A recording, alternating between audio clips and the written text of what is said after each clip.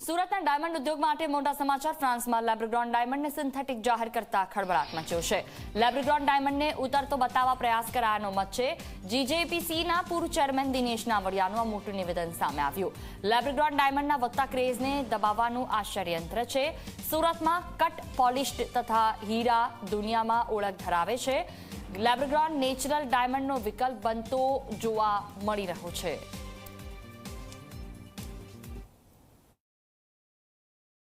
France સરકારે જે રીતે લેબ્રોન ડાયમંડને સિન્થેટિક ડાયમંડ ગણવા માટે કહેવામાં આવ્યું છે, ત્યારે આપણી સાથે લેબ્રોન ડાયમંડના એસોસિએશનના પ્રમુખ બાબુભાઈ જોડાયા છે।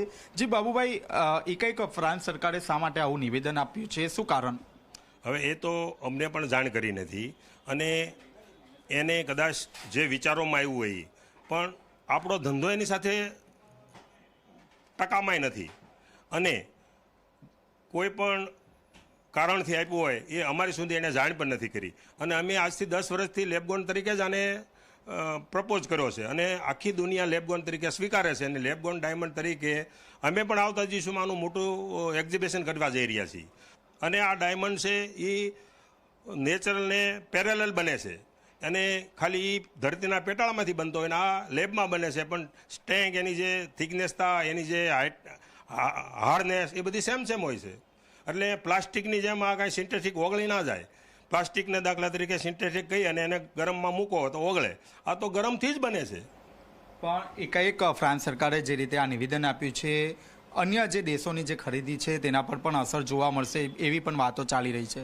એ બિલકુલ ખોટી વાત છે। છેલ્લા 10-5 દિવસથી આ વાતાવરણ બન્યું છે, એમાં અમારા ધંધાને 0 પોઈન્ટ અસર છે। અમારો માલ વેચવામાં કોઈ પણ પ્રોબ્લેમ નથી, લેવામાં કોઈ પણ પ્રોબ્લેમ નથી। કોઈ પણ વેપારી એવું નથી કીધું ફ્રાન્સે આવી રીતે કીધું એટલે અમારે માલ ખરીદવો નથી, અમારે જ્વેલરી બનાવી નથી, એવી કોઈ અસર આજ છે નહીં। જેને જે વિચારવું વિચારે। દાખલા તરીકે એક જમાનામાં રિયલ અને ઓલા મોતી હતા, તો રિયલનો ધંધો રિયલવાળા કરે છે, એમાં એને કાંઈ વાંધો નથી અને ઓલા મોતીવાળા ઓલા મોતી કરે છે। એવી રીતે રિયલ ડાયમંડવાળા કરે છે એ રિયલ કરે છે। બંને ડિપાર્ટમેન્ટ છે, બંને ડિપાર્ટમેન્ટ ફૂલ ઝડપે ચાલે છે અને ચાલવાના છે। પણ કાકા, અચાનક ફ્રાન્સ સરકારે આવું નિવેદન શા માટે આપવું પડ્યું?